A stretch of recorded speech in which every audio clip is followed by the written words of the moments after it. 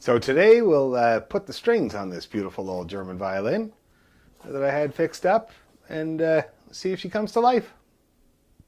So now we're going to put on this set of strings, and these are the Tomastic Infield Vienna dominant strings, medium tension. I find them to be a really good choice for a middle of the road violin like the one we're about to work with here. They're not that expensive, $90 or so a set. You can see here the ratings for speed and focus and playability, tuning stability and tension. And you can see how they're all pretty well down the middle, which I find very good because a string like this is not really tight, not really loose, good for somebody that's learning or for a violin you don't use very often because of the price. So let's see. So the first thing we're going to do, open the package.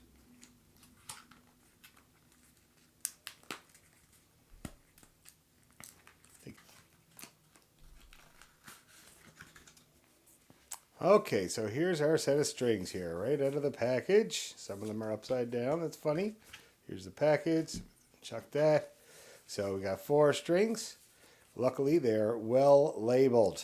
As you can see, here's violin E, violin A, violin D, and the G. Okay, now what I usually do is we start with the middle strings.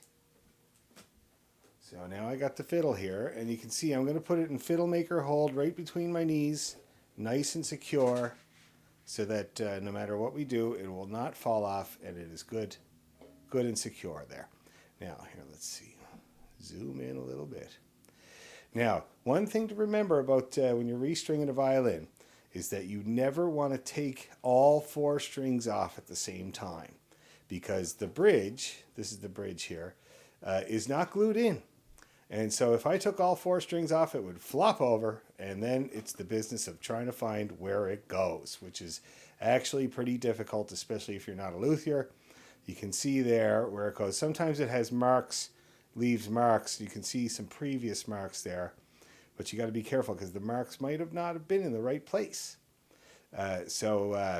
Generally, the F-hole notches are kind of pointing to the feet of the bridge, pointing to the middle. And that's how you kind of, if you really need to, that's how you do it. But we try to avoid it. So we put the fiddle in the fiddle maker's hold, and we're going to remove just the A and the E strings. I always start with the A, I don't know why. An old instinct. Now this string here is fairly new. It's a Perazzi. I had to put it on there. So I'm going to hold on to it because I might need it in the future. It's not that old. It's got some good miles left on her, some good 8th notes. So we're going to keep that for another time. The D, however, I don't know what he's got on there, but I'm going to get rid of it. Okay, so now you can see I've removed the D string and the A string from the fiddle, and the bridge is still there where it should be. So now I'm going to start with my A, which is what I always do. I'm going to tilt this camera so you can see right in that peg box there. Now this is where people usually get a little bit scared off when they're trying to do their own strings. But it's very simple to do, and I always recommend it.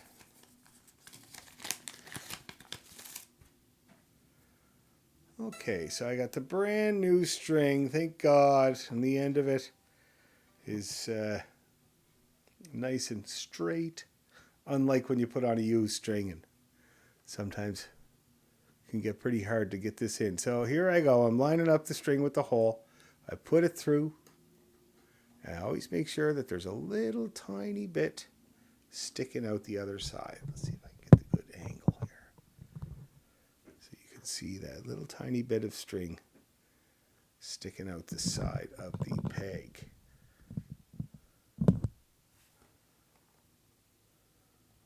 Okay, and then I start twisting it.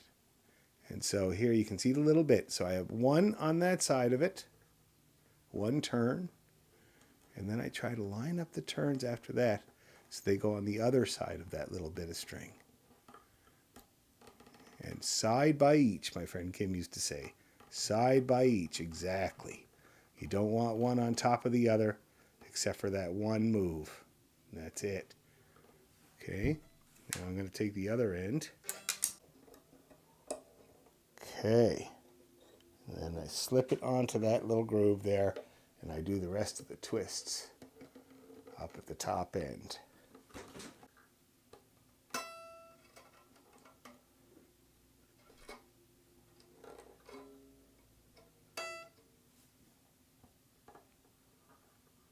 Okay, and I put a little bit of tension on it. I don't have to bring it all the way up. Slip that back into the... And you can see there.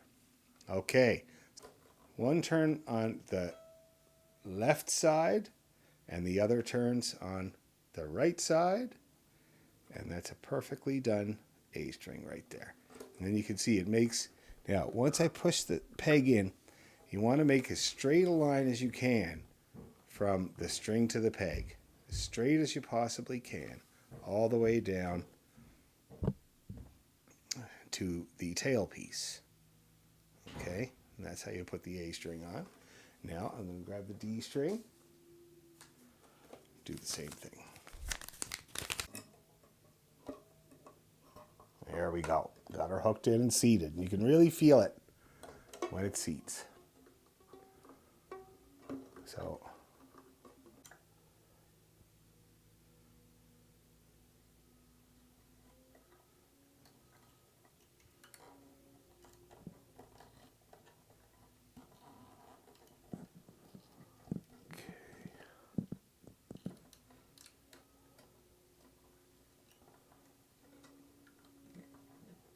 there we go. There, that's a D string. Okay, and then down here,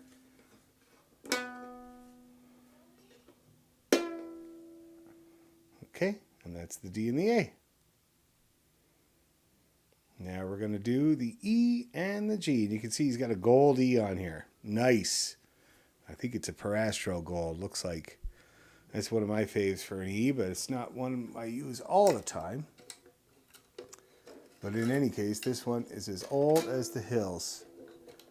The only value left in it is maybe the tiny bit of gold that it is plated with. Take it down to Harold the gold dealer. See if he's interested in all my old gold strings. I don't think so. Okay, so now we got the E string. Now the E string is special. It is the only string that has no winding. It is a bare piece of metal. The other strings have a flat winding. If you really look closely, you can see it's pretty hard to see. But there are stripes. There are little stripes that go along. And that's the winding. A flat piece of metal wound around the string to make it easier on the bow. This, however, is a bare piece of metal. My father's teacher used to say, I swear to God, it's got a corner sometimes. Find that little hole. And it's tough because it hides behind the A string. And there it is. I found it. You can see a little bit sticking out there. Very important to turn the pig away from you when you're doing this.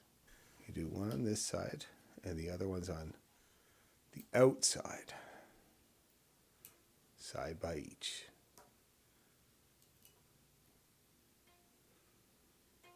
Okay, now I'm going to hook it up to the other end. You see this little sleeve here? We do not need that because our bridge has a guard for the E string. The sleeve is there to keep the E string, which like I said, has no winding, is very, very small, from digging into the bridge over time, creating a trench that's too deep. Anyway, so we're going to have to take that sleeve off because we don't need that. And I don't like the sleeves because the sleeves tend to stick out a little bit past the bridge and catch your bow hair. And can, even if there's too much of it past the bridge, it can affect the sound. So we're going to get rid of that altogether. And then I will go back to the hole here.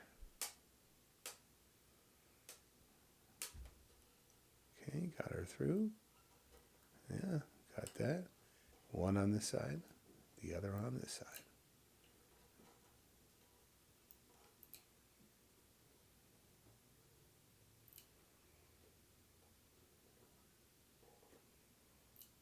Okay, and then I'm going to keep the tension on it to keep that nice spacing. And I'm going to hook it up on this end with the fine tuner. Keeping the tension on, like I said. Those are lining up very nicely there on the peg. Those turns. And we'll put that in the guard. There we are. And put a little tension on that too. That's the E string. And then, last but not least, it's the poor old G string. We'll pull that right out.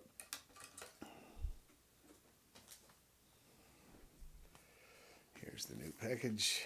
Make sure we got the G. G and D look similar. D and A look similar. So it's really important with the color on this end. So the yellow is the G. All the other ones are different colors, as you can see. So it's a good way to keep track. Now let's see if I can find this one. Same thing. It's going to hide. It's going to hide behind that D string. So you got to find it. There we go. I found it. A little bit sticking out. Put one turn on this side and the other on this side. There we go. There we go. There we go. Oh, that's nice. Keep some tension on. Go down to this end. There we go. Oh, no, not quite. She's a tough one. There we are. Now she's in. Now we'll keep rolling this up with that tension on there. Okay. Now, as you can see, my moving around of stuff has moved the bridge. So I'm going to put that back where she goes. So let's see here.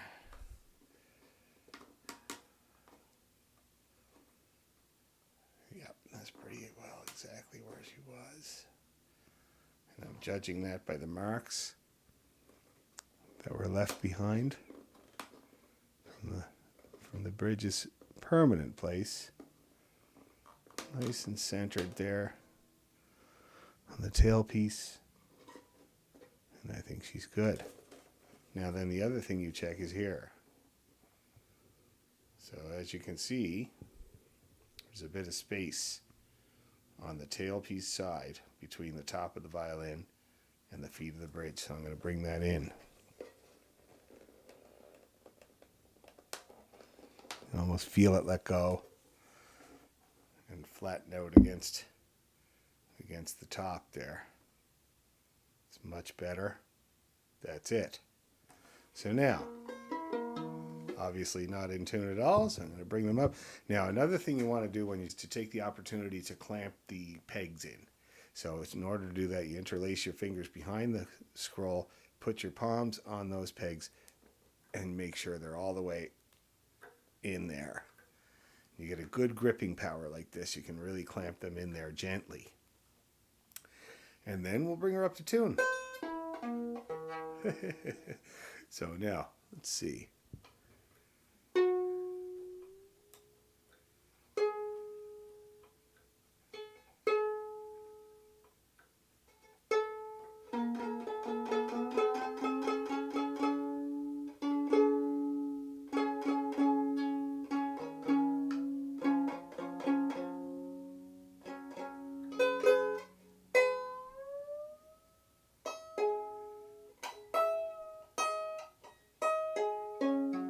Okay, now, that's kind of fairly there. I'm going to check the bridge again. Make sure she hasn't leaned at all. Looking good, looking good.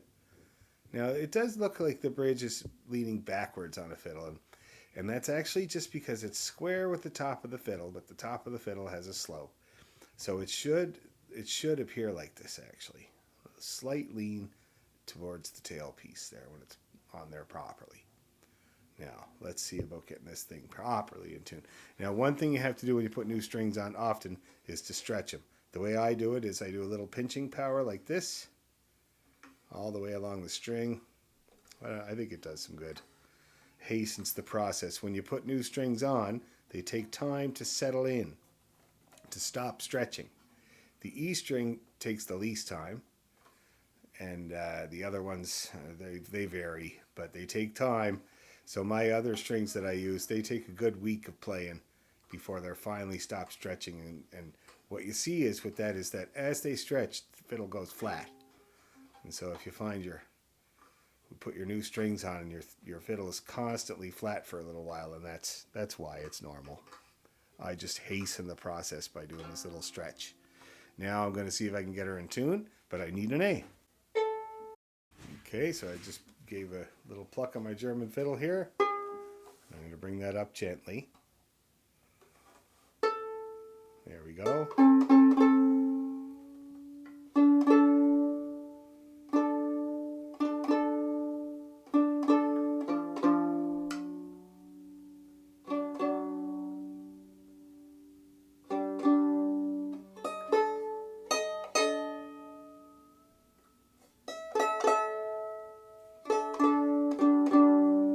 Fairly in tune, and we're going to leave her like that for a little while to let the strings settle in.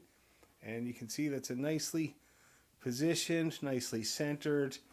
The strings make pretty well a straight line all the way to their peg when they can, and that's a nicely strung fiddle. So we'll let her settle and see what she sounds like.